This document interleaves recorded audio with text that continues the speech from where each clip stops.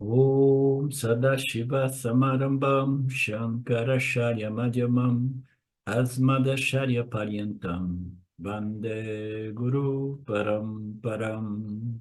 Om Namastê.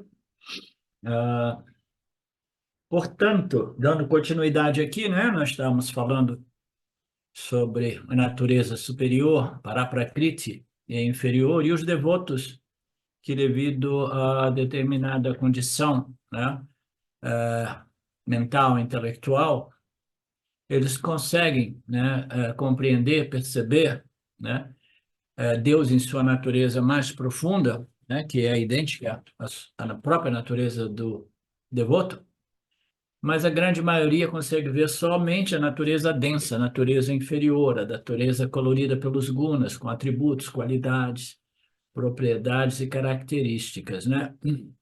E eu estava dizendo que a maioria dos devotos, eles escolhem uma, uma representação tangível, material de Deus na forma de um devoto, na forma de uma deidade ou divindade, ou até mesmo na forma de Ishvara, devido à sua incapacidade de compreender a real natureza de Deus, né? Portanto, a natureza inferior, que nós chamamos de Aparaprakriti, é a natureza material de Deus.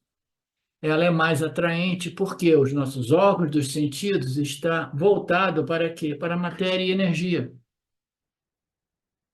Eles não estão, eles não têm um canal que permita ao Jivatma perceber sensorialmente, né, digamos, a real natureza de Deus. Nós precisamos da ajuda das escrituras e muito trabalho de contemplação. Estudo e contemplação. O mundo é fácil de ser percebido, os aspectos coloridos pelos gunas, pá, fazem de modo que eles sejam imediatamente contatáveis, né? É lindo, é maravilhoso, né? E existem descrições muito atraentes de Deus, dizendo que os lábios são doces, as palavras são lindas, né? Que ele sabe, né, sonar a flauta. Então, existem os cheiros, diversas descrições que servem para os órgãos sensoriais densos do Jiva-Atma, né? Para que o Jiva-Atma possa conceber e desenvolver uma noção de Deus, né? Existe uma infinidade, né, de representantes de Deus, até mesmo em qualquer tribo, né? O Deus Lua, o Deus Mar, o Deus Água, o Deus Terra, o Deus Sol, né? E aí por diante, né? É mais fácil ver Deus na forma. Isso devido ao excesso de Rajoguna e Tamoguna, velando o intelecto humano. É o poder imposto pelo Maya, o grande ilusionista, né?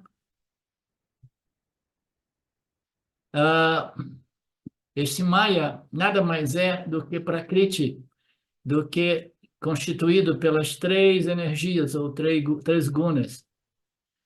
Aqui, yoga significa combinação de quê? Dos gunas, né? Maya Yoga é o Maya Prakriti, né? É o Maya, os gunas de Maya. Existem três gunas, e aqui os gunas são chamados de Maya, os blocos de construção de tudo que existe nesta ordem aparente. Então, este Prakriti de Maya, este Yoga Maya, né?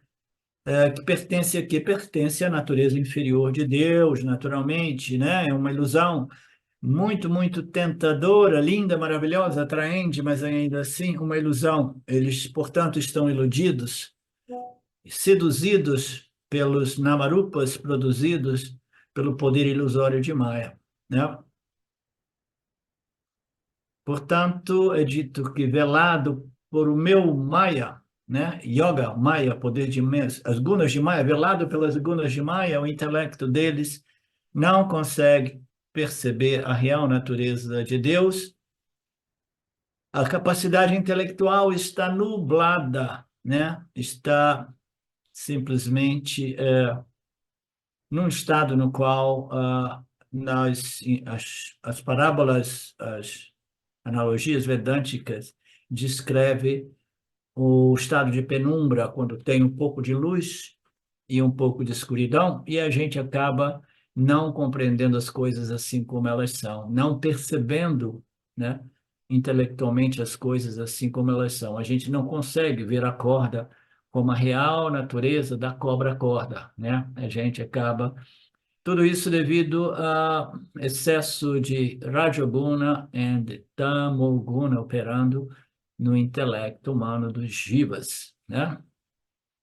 É por isso que as pessoas, quando falam de amor, elas pensam que é o amor pelo outro, ou o amor por Ishvara, né? Elas não compreendem que o amor é a própria natureza intrínseca daquele que compreendeu a sua natureza ilimitada e infinita. As pessoas falam se apaixonar como cair no amor. Na língua inglesa, nós dizemos fall in love. Oh, I have fallen in love. Ah, Swami, fulano has eh, fell in love, né? Então, é cair de amor, né? Por que a gente usa essa palavra cair? Aí o Swami, que parece nunca tenha sido se apaixonado, realmente, não sei, né? De repente, antes de se tornar um Swami, ele teve as paixõezinhas dele de garoto, né? Ele falou, eu não sei, mas indiretamente é indicado que as pessoas não cabem, não, que as pessoas caem. É uma queda, não é uma ascensão. Ninguém fala, eu subi de amor, eu ascendi no amor, o amor me acendeu. Não, o amor me embriagou, né? Me intoxicou, aí eu caí. Com a intoxicação, né, das drogas, a gente acaba caindo mesmo. Velado pelos prakritis de Maya, eu me torno não perceptível para a grande maioria dos jivas humanos. A minha natureza superior não é evidente por causa da extroversão mental dos meus jivas causados pelo poder ilusório de Maya. Por isso que de vez em quando eu me permito usar palavras mais fortes e eu digo esse Maya é realmente foda, né? E portanto, sendo iludidas, mesmo as pessoas interessadas em mim, elas estão interessadas em mim, mas na minha forma inferior, Saguna e Shwara e suas deidades. Elas não estão interessadas na minha real natureza, ah, para penetrar-se. Por isso você precisa de alguma discriminação, qualificação a mais, né? Para você começar a contemplar e compreender de modo realmente, né, eficaz, né? Porque a compreensão ela só é eficaz quando ela transforma os nossos relacionamentos com o mundo, né? Que inclui Ishvara também, o nosso Criador. Elas só são realmente compreensões eficazes se elas transformam, né, a nossa personalidade emocional, como colocado pelo Swami Paramarthananda. Ok, passamos para o próximo texto, que é muito bacana.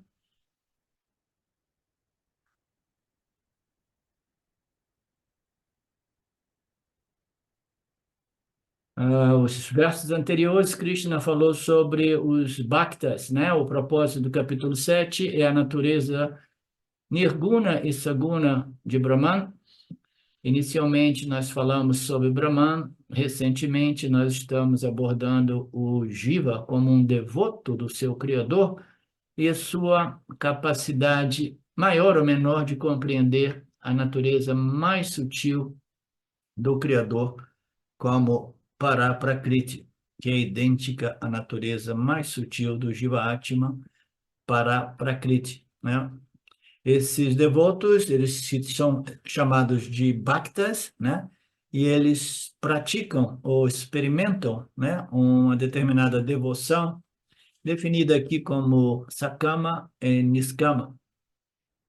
Sakama não é condenado pelo Vedanta, ele é válido quando praticado adequadamente, e ele irá favorecer a mente do indivíduo de modo que ele possa amadurecer e crescer através dos ganhos, sejam eles ganhos mundanos ou ganhos de melhoramentos do complexo corpo, mente e sentidos. Tudo isso são pontos positivos do Sakama Bhakti, mas o Krishna apresentou também os aspectos negativos. Nós vimos em muitos detalhes na aula de ontem. Quem não viu a aula de ontem precisa ver essa parte da aula que fala sobre os lados negativos do Sakama Bhakti. Ele irá produzir resultados, mas os resultados são limitados, finitos e cheios de defeito. Nós vimos de modo bem, né, minucioso quais são esses resultados limitados e defeituosos, né? Por natureza, porque todos os nossos esforços e ações, eles são feitos pelo Jiva, pelo intelecto humano do Jiva, que é muito limitado. Um Jiva com intelecto limitado, um complexo corpo-mente limitado, jamais irá produzir um resultado ilimitado, né? E o Jiva continua pedalando, continua produzindo ações limitadas que produzirão efeitos limitados, porque o Jiva não compreende nada além disso. Eles darão prazeres e alegrias que serão perdidas e serão experimentadas, né? Serão experimentadas como dor misturadas, prazeres e alegrias misturadas com a dor. Mais uma vez, vejam isso, vejam a aula, assistam a aula de ontem, porque eu não quero me repetir para as pessoas que estiveram aqui ontem. Portanto, todo Bhakti, né, Sakama Bhakti, Sakama, aquele Bhakti dual, dualista, que vê Ishvara como um princípio ou uma deidade, vai manter o indivíduo dentro do samsara. Dois tipos de samsara que o indivíduo fica preso: ele pode ficar preso no samsara religioso, quando ele usa Ishvara, ou esse Deus Saguna, como um meio para obter coisas mundanas. Então, ele é religioso por quê? Porque ele considera que existe o Criador e ele faz as suas pujas, os seus esforços, né, de invocar o favorecimento deste Saguna Deus para os seus sucessos, para que seus sucessos sejam obtidos, né?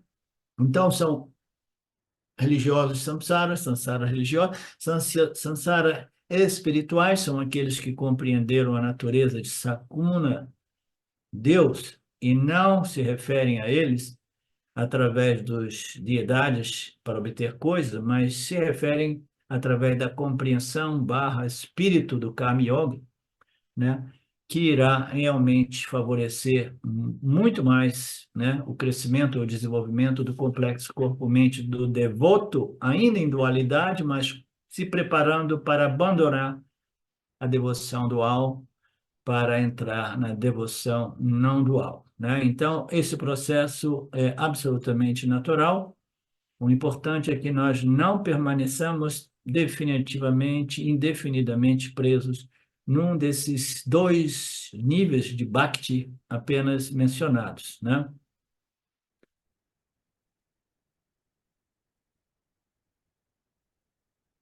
A próxima pergunta, então, é: qual é o objetivo infinito que está livre de todas as limitações? Se todos os desejos pelas coisas do mundo são desejos por coisas finitas que irão me resolver somente temporariamente, né? Então, qual é o objetivo infinito deste relacionamento com este invocar da minha natureza, da natureza de Brahman infinito, né? Que é Nirguna Brahman? Krishna nos diz que a meta infinita é para a Prakriti, e é aquilo que é apresentado no início, né, do Bhagavad Gita. No capítulo 2, e a própria natureza superior do Jiva, que é livre de qualquer insegurança ou limitação. Tudo que é parte deste espaço-tempo, né, o campo da matéria, o campo do espaço, o campo do tempo, é finito. Então, a pergunta seria: onde está este Paraprakriti? Onde eu vou encontrar este Paraprakriti? Onde eu vou encontrar este Nirguna Brahman, né? Onde eu posso encontrá-lo? Krishna diz para isso também. E qual é a resposta de Krishna? Paraprakriti é a consciência que brilha no seu próprio intelecto, fazendo a busca daquilo que é a natureza intrínseca desse próprio Jaiva Atma. É o princípio consciência que está da toda parte, abençoando o corpo físico no Gita, no capítulo 7, verso 5, que nós já vimos. Esta natureza óctupla é minha natureza inferior. Conheça aquela natureza que é distinta, diferente desta natureza inferior, que está na forma de Jiva, que é a minha natureza superior, pela qual este universo é sustentado. Ó Arjuna, eu conheço aquela natureza que é distinta desta natureza inferior, está na forma de Jiva. Ele está convidando o Jiva a compreender a sua própria natureza superior, o Atma do Jiva, que é idêntica, né? A natureza Paramatma, né? Vocês conhecem aquela colocação de que Paramatma, né? O Brahman, ele, através do poder de Maya, ele aparece como Jiva Atma, mas é sempre o mesmo Atma, né? Ele aparece, devido a esse poder ilusório de Maya, como entidades finitas, cuja natureza é infinita, né? Então, ele está dizendo assim, esta natureza superior é distinta da natureza superior, real natureza. Esta natureza inferior é o complexo corpo-mente-sentido do Jiva, que, na realidade, é abençoado pela mesma natureza superior de Ishvara, que é a minha natureza como Nirguna Brahman. Esta natureza, este princípio, sustenta todo este universo aparente. Ó Arjuna.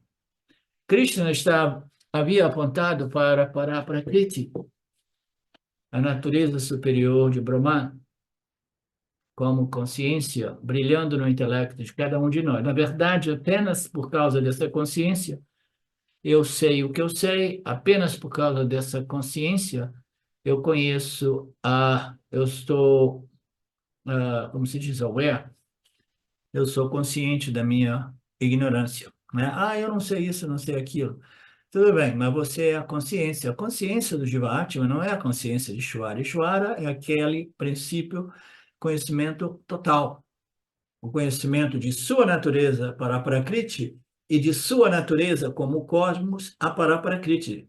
Ishvara é o conhecimento de tudo, puro conhecimento da inteligência de tudo, passado, presente, futuro, todos os universos, todas as dimensões, é tudo contido na mente de Ishvara. Mas o Jiva-Atma, ele é um serzinho com um pouquinho de Sattva-guna, né? Combinado com Rajas e Tamas, produzindo esta inteligência humana, esta consciência humana, que é limitada, mas ainda assim, mesmo com esse pouquinho de inteligência, esse pouquinho de conhecimento, né, de Sattva-guna, o Jiva-Atma tem o potencial, sob a luz dos ensinamentos do Vedanta, com a ajuda de um guru competente, de compreender aquilo. Uma vez compreendido, resolve o problema de querer saber de todos os fenômenos científicos objetivos que existem no universo. É o conhecimento que coloca fim à necessidade de buscar conhecimento de tudo como meio de se resolver e contemplar, né? Por causa desta consciência, né, a fonte infinita de paz e felicidade está onde? Está nessa consciência. Minha próprio intelecto, né, é um reflexo desta consciência, e este reflexo é de natureza consciência, só que eu tenho dificuldade de discriminar a consciência dos pensamentos que ocorrem dentro do âmbito da consciência. Eu tenho dificuldade de discriminar a consciência do Jiva, que é o Atma, dos pensamentos que ocorrem dentro da consciência do Jiva, né? Quando eu falo a consciência do Jiva, eu me refiro à consciência universal que se manifesta na consciência humana.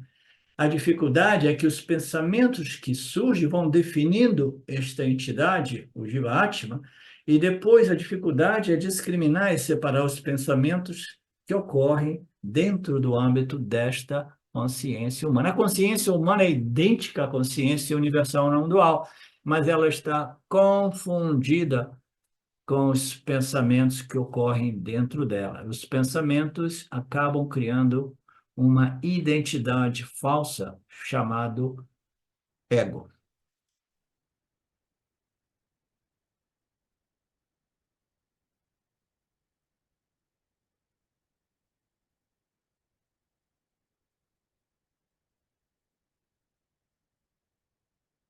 Então, a próxima pergunta seria o quê? Se o infinito está muito mais próximo, intimamente próximo e disponível de mim, por que que eu, entre a maioria das pessoas, estamos correndo atrás de objetivos finitos, quando a paz e a segurança absoluta ou infinita se encontra no meu próprio quintal? Aí eu fiz uma edição, tá, para Marcelo? Quando a paz infinita se encontra no meu próprio quintal, se encontra no meu próprio coração, se encontra debaixo do assoalho da minha sala, né? Eu deveria parar de buscar esta fonte de segurança e felicidade infinita, né, em mim mesmo.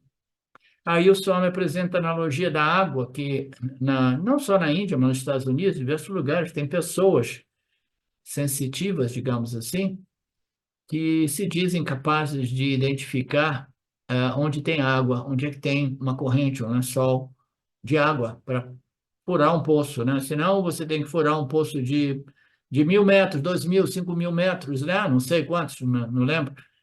Mas quando eu morei nos Estados Unidos, né, eu sabia disso, eu procurei a ajuda de alguém que pudesse dizer, ó, fura aqui, fura ali, porque de repente vai custar metade do preço, porque eu senti, né, que tem água aqui, né? Então essas pessoas nos ajudam a identificar uma corrente de água, né, no meu terreno.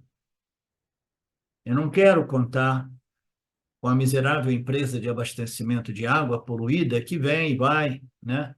Desligam e ligam. Na Índia, ela se mistura com esgoto, com cloro. Então, por que eu devo permanecer interessado nessa fonte infinita se eu posso obter a minha fonte infinita de água, né? Do mesmo modo, por que eu devo me satisfazer com essas fontes finitas e defeituosas de objetos de segurança e prazeres quando eu tenho uma fonte dentro de mim de segurança, prazer, satisfação, felicidade, paz, né, permanente, né, e infinita. Quanto mais eu contato essa fonte, mais ela jorra com segurança, satisfação e alegria. Este é o mistério do autoconhecimento. Por que que eu vou buscar fora? É devido a esta ignorância provocada, produzida devido pelo poderoso Maya e seu poder de velar ou de iludir o intelecto humano. Esta consciência está brilhando nos meus olhos, brilhando no meu intelecto, ela não está oculta, mas parece estar oculta, parece estar velada. Por isso que nós usamos o termo é, descobrir, investigar e descobrir, né? Descobrir é retirar a cobertura de Maya, né?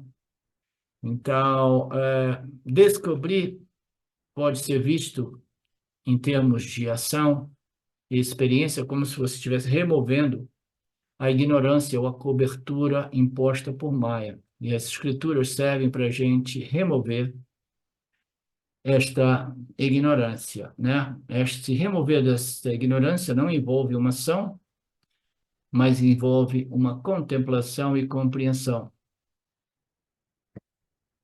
Portanto, precisamos remover ou cancelar esse poder imposto por Maia, né? Através do cultivar e desenvolver mais e mais Sattvaguna, para que possamos compreender essas declarações finais dos Upanishads.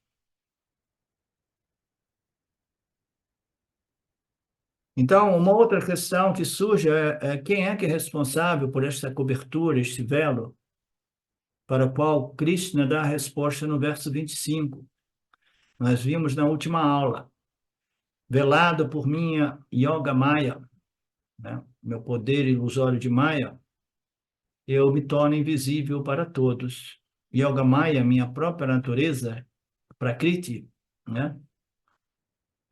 Tem o poder de iludir, ou encobrir, ou enganar, ou iludir, né? É, os jivas. Essa ideia não é uma ideia nova, Krishna apresentou tudo isso no versículo 13. Nossa, que calor que me veio agora.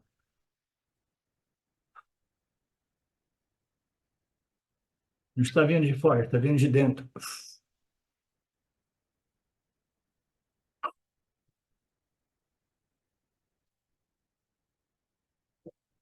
Está vendo? Falando dessa fonte. Meu desejo ardente. Não, isso aí é o que eles chamam de hot flash. Você sabe que homens também têm hot flash? Eu sofro de hot flash. Eu estou fresquinho aqui, né? O clima está bom e de repente começa a suar assim. Vem de dentro. Algum defeito dentro. Não vou tirar a camisa, não.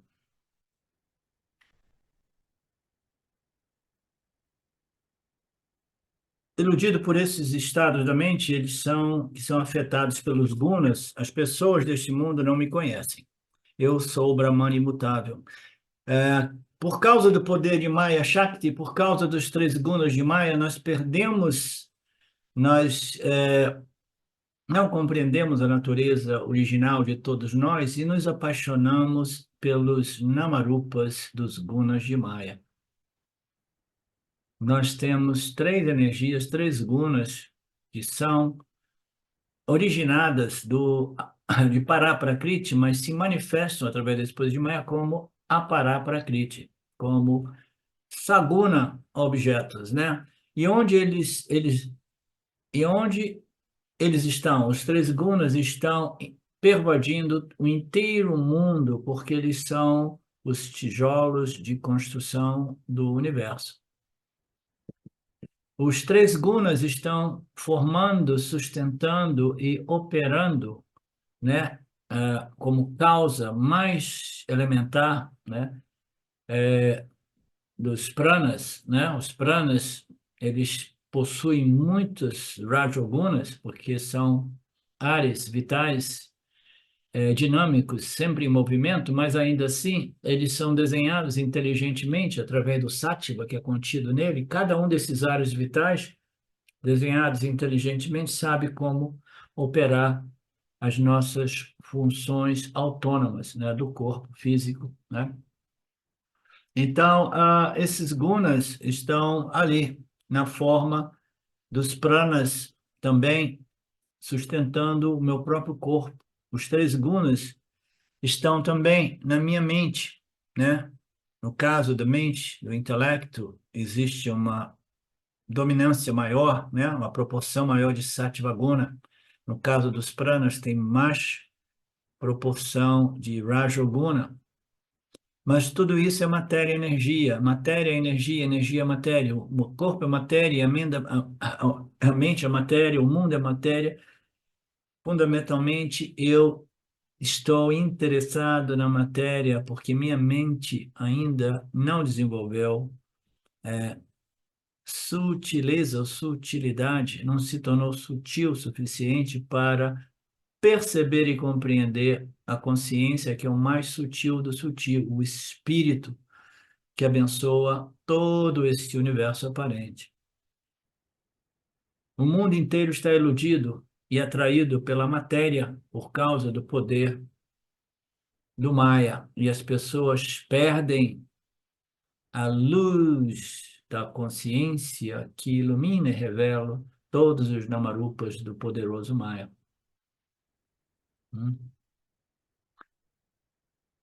As pessoas não reconhecem o fato de que a própria fonte desta consciência plena não dual é a natureza intrínseca do próprio corpo-mente. As pessoas estão iludidas e não sabem.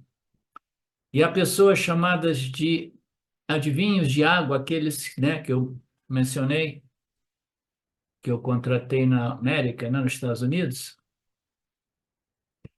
e eles procuram essas pessoas para obter ajuda, para adivinhar onde tem a água, né? Onde acessar a água. Os adivinhos da água, os adivinhos de Brahman, de Nirguna Brahman, aqueles que conhecem Nirguna Brahman, eles vão ajudar a todos os buscadores de Brahman a descobrir aonde está este Brahman, né?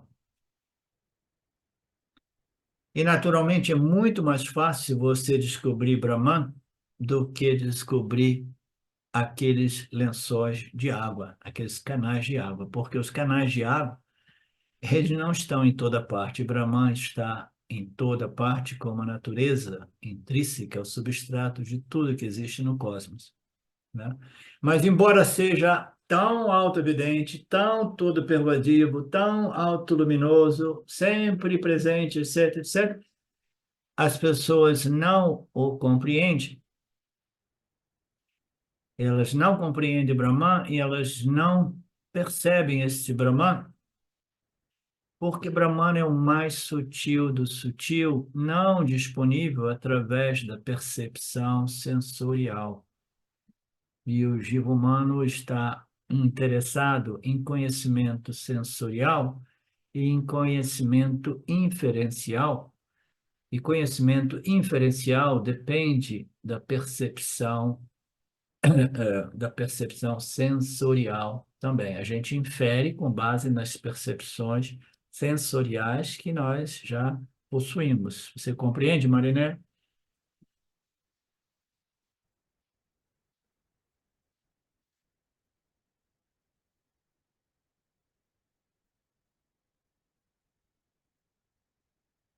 Quando as pessoas chegam no Vedanta, elas querem compreender Brahman, elas querem compreender através dos 5 canais sensoriais, os 5 sentidos, e da mente. A mente, ela integra esses canais sensoriais, os conhecimentos sensoriais, né? E aí o que que ela faz? Ela interpreta essas percepções sensoriais e infere o que seja aquele objeto de experiência. Ela determina aquilo que é esse objeto de experiência, né? Então, o exemplo mais clássico de percepção sensorial direta e inferencial é o fogo e a fumaça, né? A expressão popular diz: onde tem fogo, tem fumaça. Onde tem fumaça, tem fogo, né? Onde tem fumaça, tem fogo. Então, se eu vejo fogo, se eu vejo a fumaça, eu sei ali tem fogo. Então, você sem perceber diretamente, sensorialmente o fogo, você sabe que tem fogo, porque você já percebeu o fogo e você viu que com fogo sempre surge a fumaça. Agora você pode ver a fumaça por trás das árvores e dizer tem um fogo ali, né? Isso é inferência, a mente faz isso, mas os Upanishads dizem que o autoconhecimento não é possível através do conhecimento sensorial, nem do conhecimento inferencial, através das inferências, né? O autoconhecimento somente é possível através de um outro meio de conhecimento, que são as escrituras reveladas, as assim ditas escrituras dos Upanishads, né, que revelam a real natureza do eu, do ego, como pura consciência de natureza infinita e ilimitada, né? Então, não basta a gente simplesmente ler e ouvir esses fragmentos, né, que existem por aí, que dizem, você é a consciência ilimitada, blá, blá, blá, blá. A gente precisa de ouvir isso dentro de um contexto que nos permita crer e aceitar isso como um fato, isso requer muito mais trabalho do que simplesmente o contato com essas declarações que existem por aí, no âmbito do caminho direto, no âmbito desses círculos né, que apresentam esses fragmentos do Jnana Yoga do Vedanta. Então, aqueles menos preparados ficam presos, apaixonados pela matéria e energia, iludidos por tudo isso, né? E não reconhecem aquilo que é o mais sutil do sutil, que é a própria natureza do buscador, que é não dual, portanto, plena, né? Total satisfação, paz, felicidade, alegria, né? As pessoas que buscam essa água, elas procuram ajudas e os indivíduos que buscam esta fonte inerente, né, intrínseca de plenitude, procuram os gurus. Sem os gurus, a compreensão deste conhecimento se torna muito mais difícil.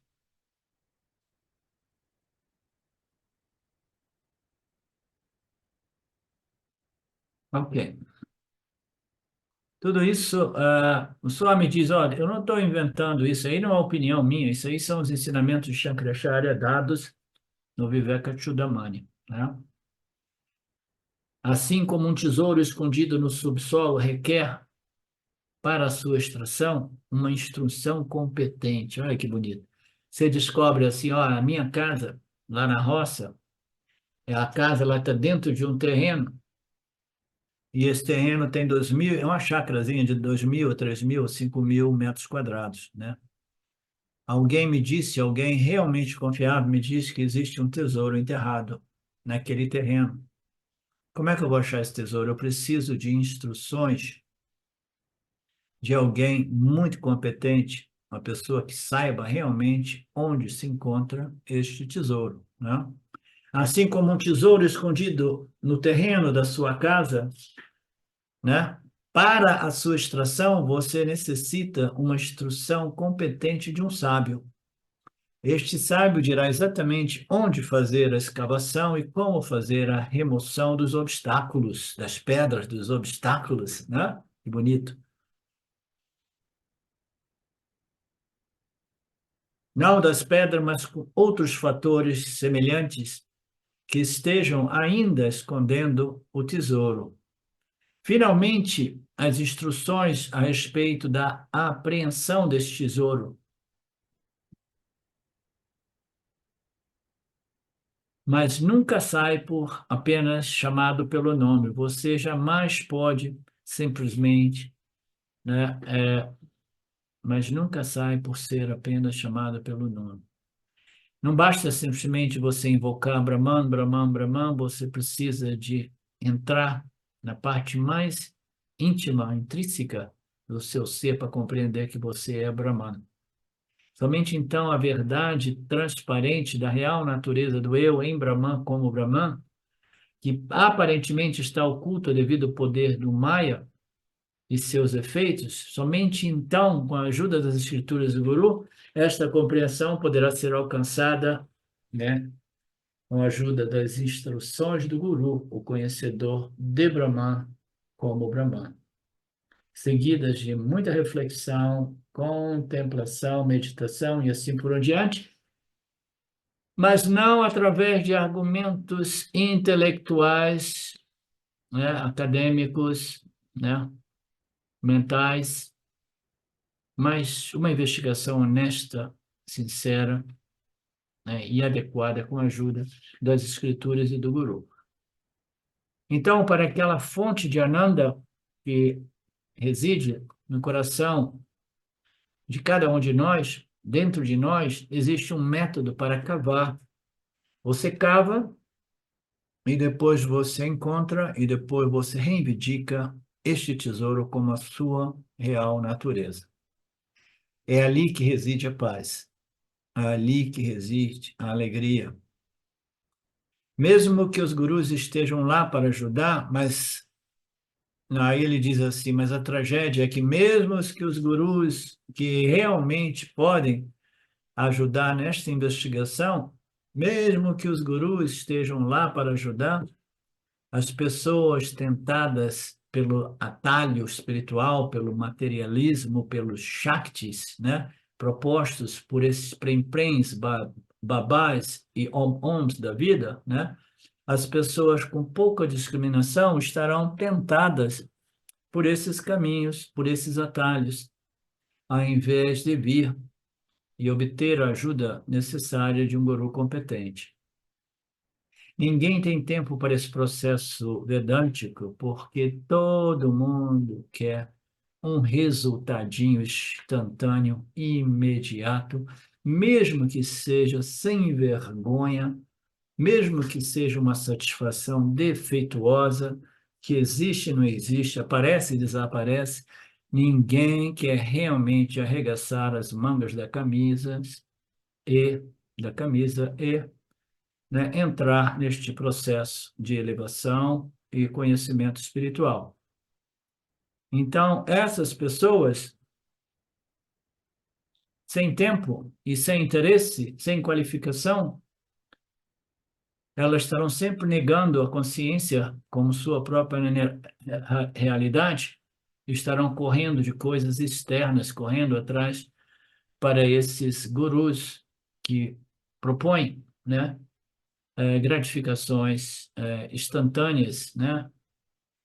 Esses gurus não são gurus. Gurus, a palavra guru é aquilo que remove a ignorância, a auto-ignorância. Guru, aqui, ru remove, gu é a ignorância, aquilo que remove a ignorância, né? Então, essas pessoas por aí, elas não são gurus realmente, tá? Elas simplesmente, elas produzem, né? Elas são iludidas e elas se propõem como alguém que possa ajudar os reais buscadores de moksha, mas não, elas não são capazes de ajudar, porque elas não foram ajudadas, elas simplesmente vendem o peixe delas por qualquer motivo, né? Mas sem nenhuma possibilidade de realmente abordar e remover esta ignorância fundamental, que é a auto-ignorância. Não se, é mais uma coisa sentir isso e aquilo, a psicologia, um monte de bobagem. Mas as pessoas com pouca discriminação querem realmente é isso. Como nós chamaremos todas essas pessoas? Os mudahas, os iludidos, devido ao poder de Maya, que extroverte o intelecto humano e faz de modo que esses indivíduos fiquem correndo atrás de experiências materiais energéticas, objetos de experiência materiais energéticos que não resolvem o problema, mas que vão criando um outro nível muito profundo de ilusão experiencial, né? Isso porque os indivíduos não têm tempo, não têm confiança, não têm paciência, eles estão no corre-corre do samsara, eles passaram muito tempo no samsara mundano material, se moveram para um samsara religioso, se moveram para esse pseudo samsara espiritual, e eles não possuem nem confiança, nem paciência, né,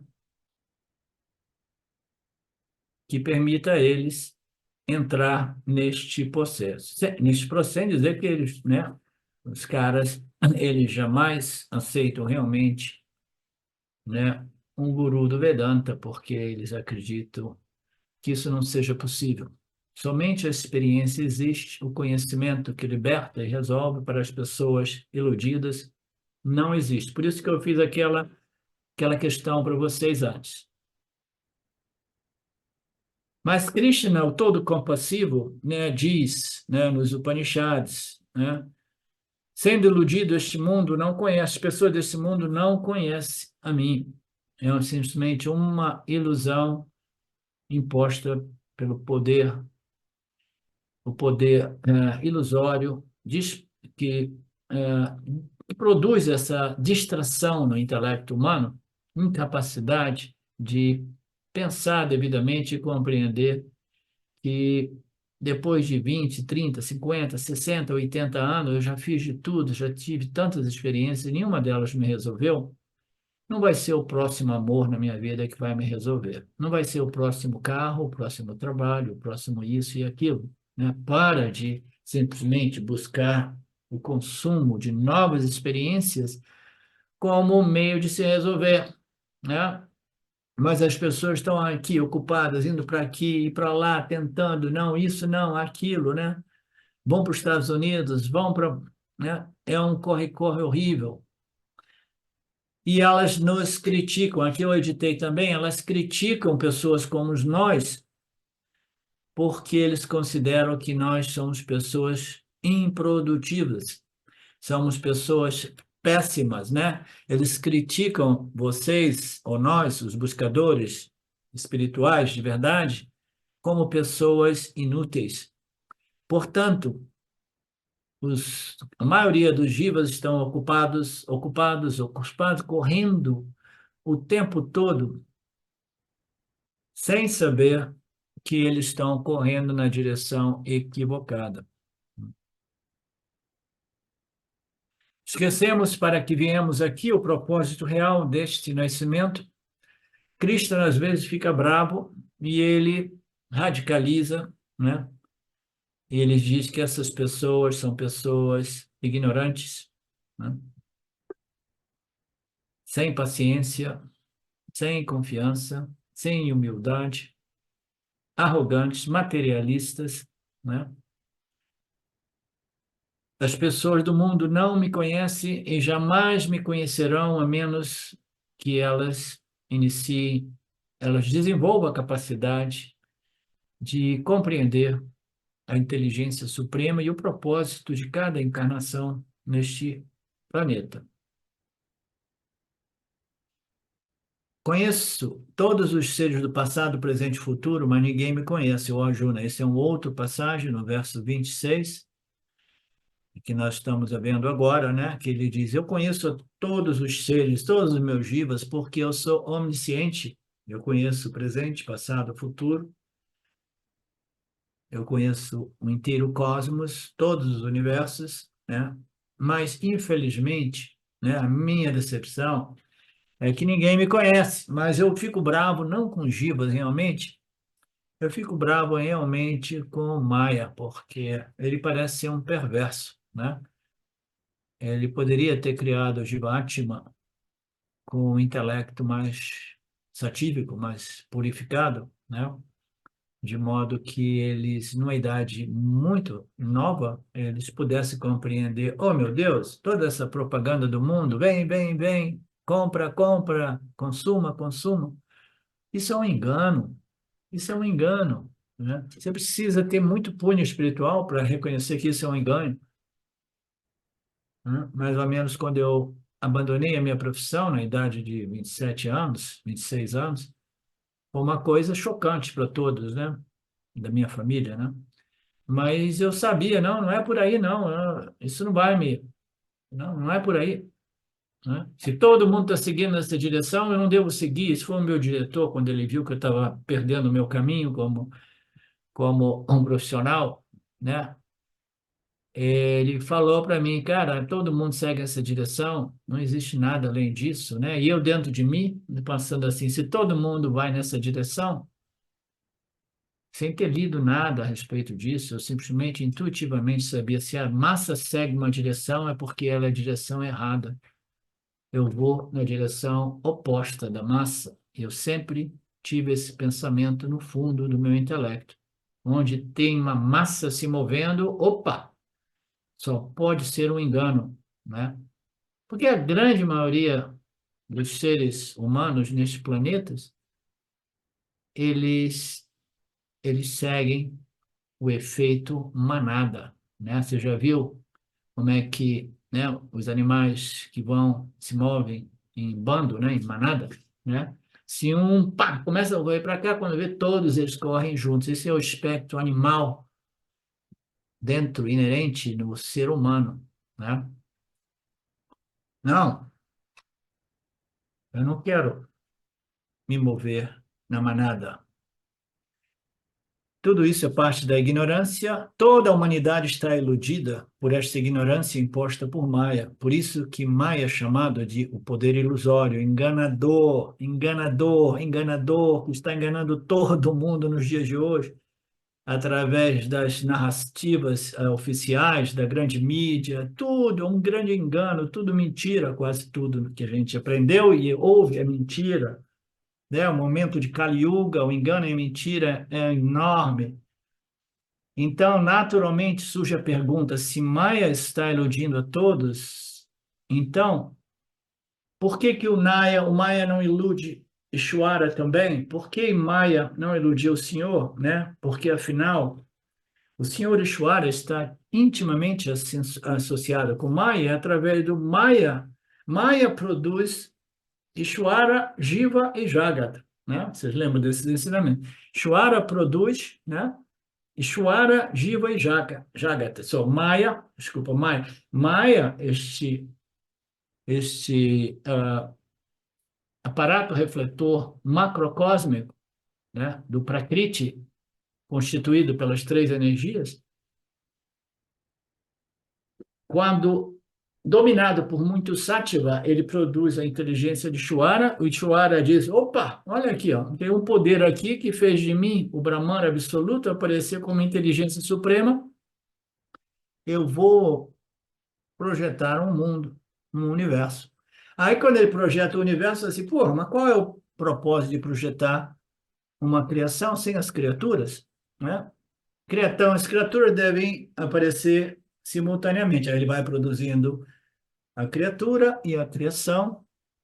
Isso é a inteligência, é o poder obtido do Prakriti de Maya, concedido a Ishwara, essa entidade que tem tanto sátiva, tanto conhecimento, que ele conhece tudo a respeito de Mithya e ele conhece tudo, ele conhece a real natureza de tudo que existe em Mithya como Satya, pura consciência e existência de natureza infinita. Aquilo que faz de mim o conhecedor de tudo isso e autoconhecimento de minha real natureza e da real natureza de tudo, eu obtenho através do poderoso Maya. Então, o Maya, ele concede a inteligência suprema para Ishwara.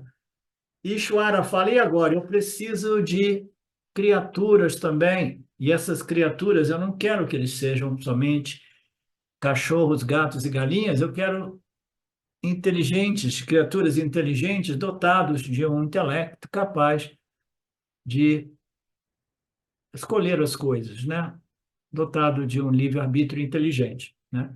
Então, ele projeta tudo isso, mas se esse poder de Maya cancela ou revela tanto a nossa capacidade de conhecimento, por que que não cancela, né?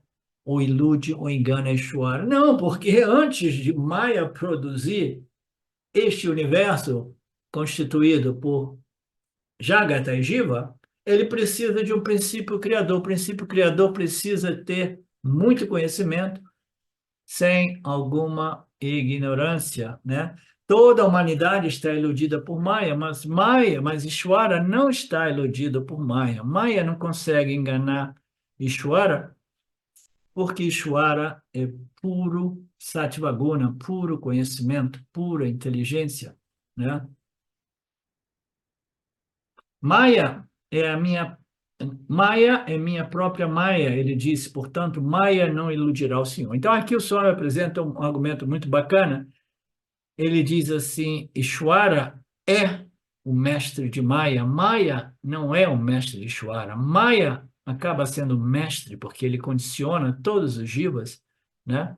Nós nos tornamos escravos do poder de Maya, o poder enganador, o poder ilusório de Maya. Mas Ishwara não, o relacionamento Ishwara-Maya é que Ishwara é o mestre e Maya é um poder utilizado por Ishwara. Maya são as três gunas que Ishwara vai jogar com elas, brincar, interagir, manipular para produzir Jagata e Jiva. Ok? So, Ishwara é o mestre de Maya, portanto, Ishwara não ilude. Maya não ilude o Ishwara. Maya é o meu poder intrínseco, né? Então, quem é que controla quem? Né? Maya controla Ishwara ou Ishwara controla Maya? Fundamentalmente, embora Ishwara, né, ele seja um subproduto do poder de Maya, No momento que aparece Ishvara, Ishvara é livre e independente de Maya, e ele não somente isso, ele vai utilizar as três gunas de Mayas para configurar o inteiro universo no qual os jivas surgem, sem o qual o universo não faria sentido. A pergunta, então, porque se houver um livro no meio por causa do livro, aí o Swami entra em outras analogias interessantes aqui, mas deixaremos isso para a nossa próxima aula.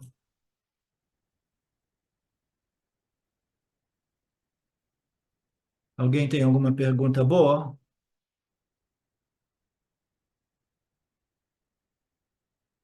Alguém tem alguma pergunta não boa? Não importa, porque o professor pode dar sempre uma resposta boa para uma pergunta até mesmo não boa, né? Alguém tem alguma reclamação?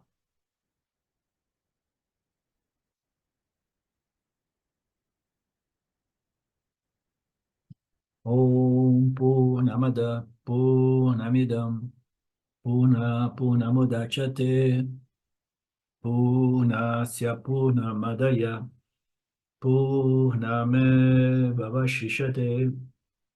Om Shanti Shanti Shanti Om. Namastê.